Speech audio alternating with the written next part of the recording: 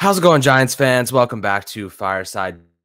Just watched the Giants play the Eagles, and if you were looking for effort, if you were looking for attempting at trying at anything, you went to the wrong place. You went to the wrong game. You watched the wrong game if you were looking for any sense of positivity moving forward. Now, I know the Giants are completely destroyed. I know they're secondary, basically composed of practice squad players. I know their offense is about as malnourished as a third world country. But I have to say, right now, this might be the lowest point of the season. It's not even might be. It is the lowest point of the season. We didn't even wait for the game to end to start recording this catastrophe.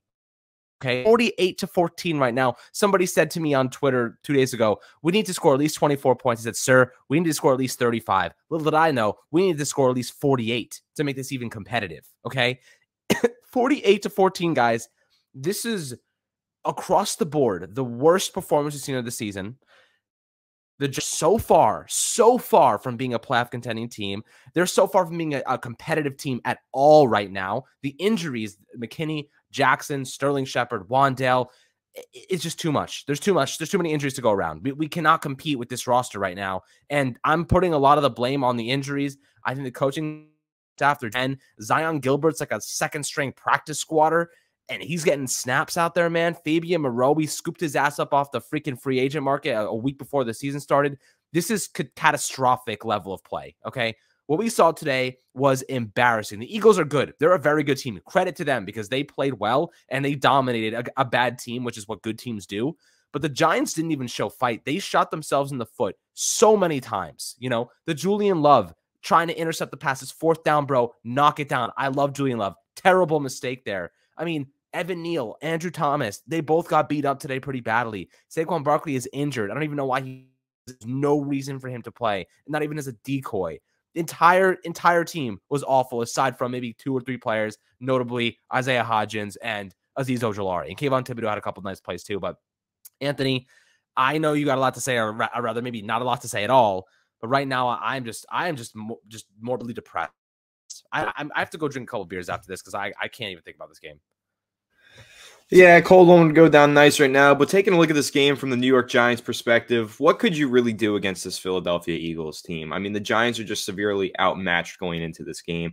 Philly, 11-1 going into this game. They are the best team in football right now. No one is really able to stop them except Washington snuck away with that win a few weeks ago. But since then, man, have the Eagles been rolling. The Giants going into this game, they're in a slump. They're dealing with a slew of injuries. Their team is completely decimated in every facet of the game. There's really not much that the Giants can do here to match up against the Philadelphia team that's hot and is rolling and is completely healthy. So when you look at this matchup for the Giants going into it, we knew they were mismatched and that this was going to be a massive uphill battle for New York, and they had to start strong to really keep pace with the game. That's something that I said in yesterday's episode. If the Giants want to win this game, they got to go out there. They got to score on that opening drive, script something beautiful, and play with the lead. They didn't do that. They were playing from behind all game, and that's when they started throwing the ball in situations where you'd like to be running the ball, and then you get sacked. Daniel Jones just doesn't have any time in the pocket. I mean, the offensive line is just basically a piece of Swiss cheese. There's holes all over it. Same thing with the defense.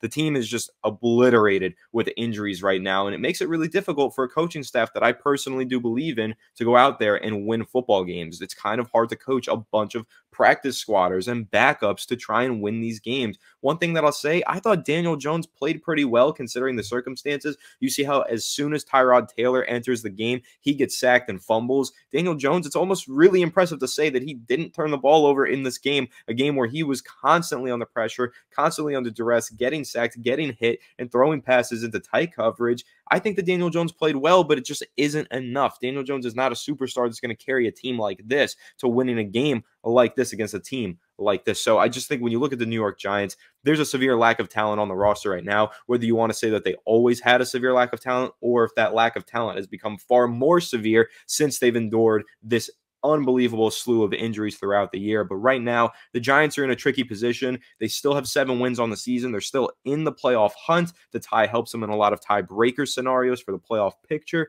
But with the way that they're playing, it's not really out of the realm of possibilities for the Giants to implode for the rest of the year and completely miss the postseason. I really think they still have a chance, but they're going to have to come in here with a really quick turnaround next Sunday against Washington and make a statement victory if they want to convince us that they are going to make the postseason. I mean, man, what what hurts me the most is when teams are beating you so bad they put in their backup quarterback. Like that's what really pisses me off. Like some individuals showed sorts of effort today, but across the board, we just saw a lack of effort. I don't even think effort would have done us any good. Like, even if these guys played their best games of the season, we still would have lost this game. I mean, we were completely outmatched, as you said. Let's look at the positives because I can't. We could stay here all day and talk about the negatives of what we just watched. It was a bloodbath. It was disgusting. It was atrocious. It was awful. It was depressing. I go on with many synonyms to describe how I'm feeling right now. But there were some positives I want to look toward the future with, and those are guys like Isaiah Hodgins had a touchdown, a second consecutive touchdown in weeks. And I think that he could be a piece. He's a decent young piece coming off the Buffalo Bills practice squad, has made somewhat of an impact for the Giants. Give him an opportunity next year to try and prove his worth, and maybe he can be a backup receiver or fight his way onto this roster in whatever way he can. And I think there's some value there to be had. You look at guys like Azeez Ojulari. Ojulari played pretty well, had himself 2 sacks, had a pretty good game. Kayvon Thibodeau finally got a holding. So, those pass rushers. The thing is, like, the pass rush alone can't beat Jalen Hurts. You know what I mean? Good Dexter Lawrence, Leonard Williams, whatever. The pass rushers alone, you can't beat Jalen Hurts. You need great spying. You need great secondary coverage. He was running all over us in the second half. I mean, that's the second they put freaking Tay Crowder in there, he got by, and Jalen Hurts walks in for a touchdown, 7 carries for 77 yards and a touchdown. Miles Sanders, 17 carries, 144 yards and 2 scores, guys. Boston Scott, once again, guy turns into prime LaDainian Tomlinson the second he plays the Giants. I don't understand what is with the Giants. Everybody becomes the best version of themselves. No sense to me, but this is the life that we live, my friends. And it's just painful. Devonta Smith, every single one of their top playmakers got in the end zone. A.J. Brown, Devonta Smith, Miles Sanders, Jalen Hurts, you name it. Everyone's having a field day against the Giants. And right now, I think we can look toward the future and say, hey, we have a lot of young, good talent. This season, we knew this was going to crumble at some point. We knew it was really good for way too long. We were hoping it could continue. We were hoping they could continue mounting on that success and compounding on that success, but the injuries start to take hold. And, I'm not putting blame on Daniel Jones for today's performance. In fact, I thought Daniel Jones looked okay. I'm not saying he was phenomenal. I'm not saying, I just think he wasn't the reason that we lost. I think the offensive line, the interior offensive line, year after year, it's the same freaking story. They're awful. They're terrible. They're atrocious. They're disastrous. They're depression breeding people. These people want us to feel pain. I don't understand. They are paid millions of dollars to get pissed off after every game and feel absolute utter pain. It's physical at this point, bro. I feel the pain. It's not even like I just go to sleep and sleep it off the next day. I feel inside like my heart and soul are just like internally imploding. It just hurts. It physically hurts, which is why I'm going to have a couple beers after this because I can't take the pain. I got it. Maybe there's other healthier ways to get rid of this pain. You guys can let me know in the comment section. But, bro, you're looking at this team. You're figuring out some positives, looking into the future. Where do you look? You just got to look at the young pieces. In my mind, that's what I keep reminding myself of. These young pieces are talented, they're good, they're on cheap contracts. That's where we have to be focused. Playoffs seem like a stretch at this point in time, but get these young guys reps. Get Micah McFadden. I mean, half of them got injured today. Micah McFadden got knocked out with a neck injury. Daniel Bellinger with ribs injury. Who else is even left to freaking get reps to? I mean, Kayvon Thibodeau, get whoever you can, give them opportunities that have long-term futures with this team. Yeah, I think that if you're looking towards the future, the positives of this team are the young players, as you mentioned, but there's also not an abundance of young players that you can really bank on to be long-term starters. Now, of course, the obvious ones that you can are Azeez Ojulari and Kayvon Thibodeau. That duo right there can be lethal in 2 years' time. Like, that could be the next Justin Tuck, Osium, and Yura combo that the New York Giants are missing. They both have that kind of potential. They're great players. They're very active in pass rushing. They're also decent as run defenders. So you build some more pieces around them, and you can pretty much build a really great front seven for the New York Giants, combining Dexter Lawrence and whatever talent the Giants eventually, hopefully, find at that linebacker position that has plagued them for years. But outside of that, you really look at this team, the future that is so bright for the New York Giants. The reason why it's so bright is because they kind of have a blank slate. They have a lot of cap space to work with in the coming years, a solid amount of draft capital. This is a team that has belief in its head coach, belief in its general manager, and its management in general. So you're looking at this team and you're saying, looking towards the future, it's kind of hard to find those pieces exactly that you want to bank on, especially with Wan'Dale Robinson on injured reserve with a torn ACL, probably not even playing by the time next season begins. You're looking at this team, the money that they have in the future, the cap space, the draft capital, the fact that they have a couple solid pieces and a good coaching staff. You just got to build on it. But I really do think when you watch a game like this with the New York Giants, you kind of imagine maybe you need to reboot in a way, not a full reboot, but a soft reboot. Let this new coaching staff, let this new front office step in here and just rework this roster to be exactly what they want it to be this upcoming offseason. You could see a lot of trades. You could see some big splash trades for maybe a receiver, maybe a QB, or maybe a corner, whatever the case might be. They have a lot of money to work with. They have a lot of draft capital to work with. I think that the Giants are really going to look at this game in particular, similar to how, if you recall, a few years ago, Dave Gettleman looked at this Giants-Eagles game in November or December where Eli Manning played a really good game. And he said, I'm going to double down on Eli. And I'm going to go into next season. I'm going to continue with him as the quarterback rather than drafting one. It was 2017. Okay, now I think that the Giants are going to look at this game in the exact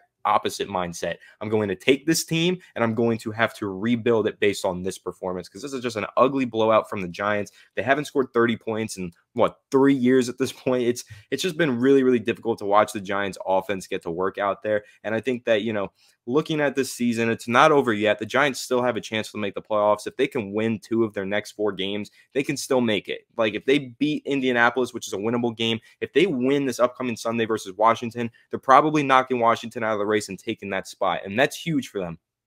So the Giants still do have a chance, and I don't want to give up on the season completely, because once a team makes it to the postseason, you just never know. Cinderella stories happen. The Giants can absolutely go out there, win some games in the postseason. You just never know. But right now, looking at this team objectively from a long-term standpoint, there is a lot of work to be done. I think a solid foundation was laid out this year. The Giants far exceeded anyone's expectations. I thought they would win 4 or 5 games this year. They already had 7, in the first 9 games. So this team ended up being a lot better than we thought it would be, but we're starting to see what they truly are, and that is a young team that needs to rebuild, a team that is just not good enough yet, but they can be soon enough. So I think that's what this game really shows me. The Giants, again, a solid start to the Brian Daboll tenure, and hopefully they can maybe squeak their way into the postseason, but looking at it objectively long-term, there is a lot of work to be done, and this offseason is going to be really crucial for the New York Giants. Well, guys, I'd love to hear perspectives and opinions and thoughts and feelings and emotions about this game and the future in the YouTube comment section. Really tough one, awful, really depressed right now. I'm going to go find something to do and enjoy the rest of my Sunday. Hopefully you guys enjoy the rest of your Sunday and try to forget about this disaster, because we want to put this one behind us. Right, they got the best of us this time, but there's a long ways ahead, a long road ahead, and we'll see what happens in the future. Hopefully we can come out on top. But have a fantastic rest of your day. Make sure to like and subscribe as always, and we'll catch you guys on the next Fireside Giants episode.